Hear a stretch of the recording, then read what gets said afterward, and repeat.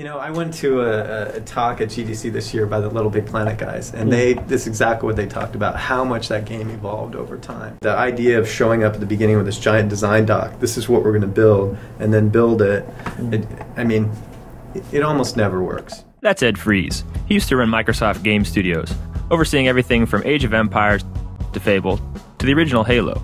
Since 2004, he's been helping a startup named AirtightGames shape their first project, which started as an idea within Microsoft to let players get out of the plane in a Crimson Sky sequel, which got cancelled, then turned into a game for THQ called Black Cloud, which also got cancelled, and ended up as a jetpack shooter called Dark Void. Founders used to work for me at Microsoft, right?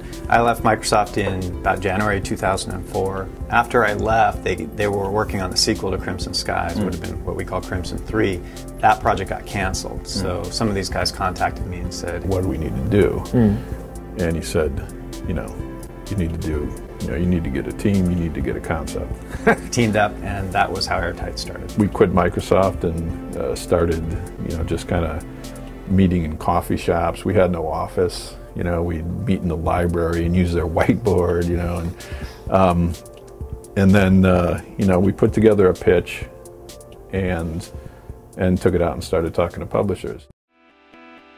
When we started with Capcom, we were actually working on an IP that was not Dark Void. THQ funded a prototype, so we started building a game called Black Cloud. It's kind of the roots of Dark Void, essentially.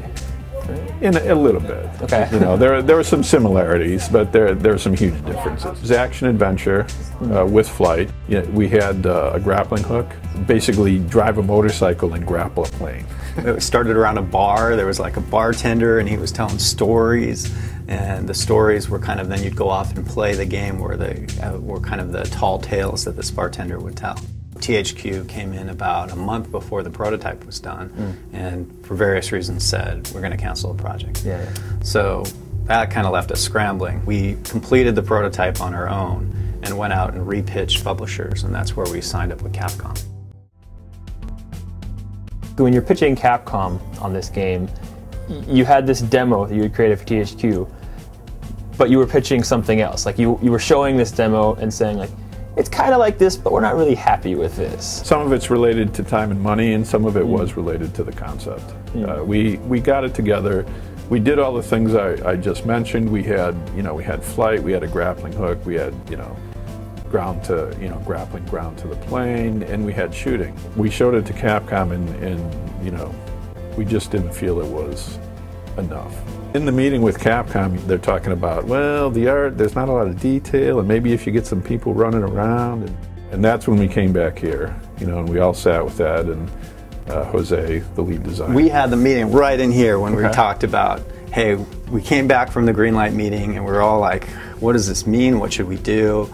And I gave the guys this speech that if we're going to change the game, now's the time to do it. And Ed goes, you know, when you get feedback like this, you know, we talk about details, and yeah, we could change the art or put more people in and make it more of a living world, and yeah, that would probably improve it. But what this usually means is that something's missing, something big. Jose's sitting right in that chair, and we all turned to him and go, yeah, we need a hook. A few days later, he came in, and he like hadn't slept. He's all excited. He's drawing on my whiteboard. He goes, here's what it is. It was an idea that I had originally, and then it really took the animation team and all of us to make it make any sense at all. My stick figures were very 2D, and they didn't quite have the depth, and I didn't get as nauseous when I would flip them around after a hard day of drinking. This is how we're going to do this, and it was vertical combat, right? It's cover combat on a vertical plane.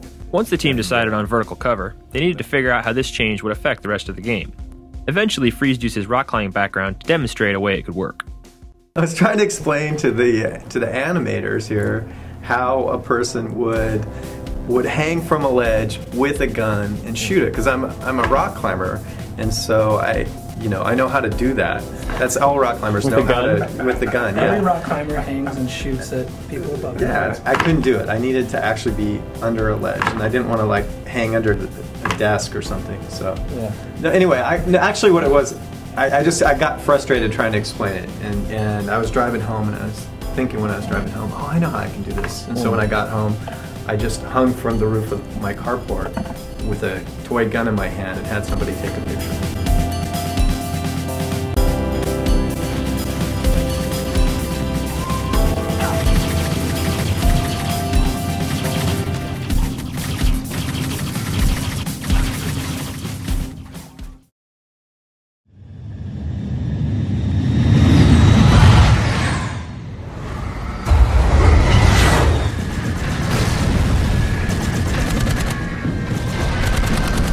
We originally had a jetpack in the game, but it was more like Lunar Lander or kind of like a Destroy All Humans thing or something, where you'd hover up a little bit and then you'd hover back down to the ground, but there was none of this idea of this forward thrust. Once we decided, okay, we don't want to do the grappling hook anymore, one, because Bionic Commando was coming out from Capcom and they were already doing a bunch of stuff with it. Lost Planet kind of Lost Planet had it and everything, and we signed up with Capcom. We're like, okay, we don't want to just be, not every new game that's coming out from Capcom should be the grappling hook games, you know.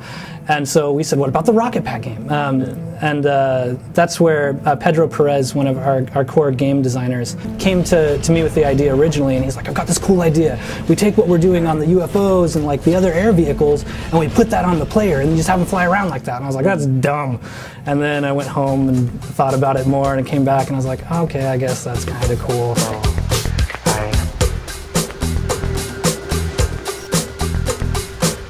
As soon as we started implementing and playing with it, it was just obviously, you know, our key feature, one of the main things that is going to draw people, and so we decided to just go all in on that. We cut the grappling hook, everything else, and just put everything into that Rocket Pack experience. Of course, this presented a new set of challenges. The team had to change the level designs to suit their new toy, focus test the flight and hover controls, take out features like multiplayer, and try to fix whatever else didn't work. So you need to be able to adjust as you go, and that takes a willingness from the team. I mean, like the switch to vertical. I mean, remember, we came back from that meeting, and even though we weren't happy with the game, it was scary to take that step. I mean, I had to give that a little pep talk and say, it's okay. We should make a change. I don't know what the change is, but we should make it, because now's the time to make it. This whole game is like that in a way. I mean, it was just this whole journey, and we never really knew where the journey was going to take us. If you think about where we started and where we ended up, if you went back in time and told us it was going to have a jetpack and the guy was going to be flying around and all this stuff, no way. No way. But it's just, you know, like one little decision after another, and you go, well, what's the best way to go from here? What's the best way to go from here? And you end up somewhere that surprises you.